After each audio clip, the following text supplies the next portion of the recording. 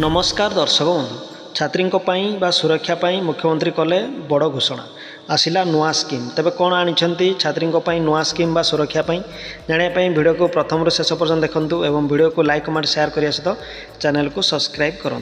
तेबे दर्शक बंधु छात्री सुरक्षा मुख्यमंत्री बड़ घोषणा शिक्षानुष्ठान छात्री आसला नुआ स्कीम शक्ति श्री योजना आणवे सरकार या द्वारा छात्री सुरक्षा उपरे गुरुत्व देइछन्ति सरकार।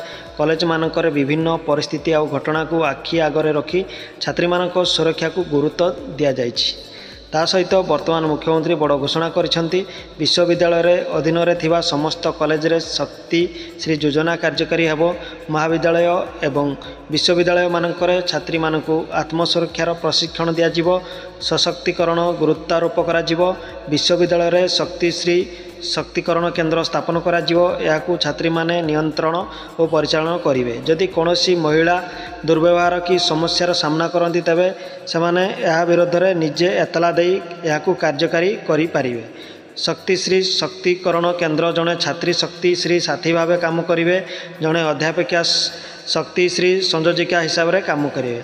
यह जिलापाल द्वारा नियोजित होता 5 जन महिला शक्ति अपा भाव कार्यकारी करिवे बोली मुख्यमंत्री बड़ घोषणा करिसेंति। आज शिक्षानुष्ठान नुआ योजना बा नुआ स्कीम आनी महाविद्यालय गुड़िक।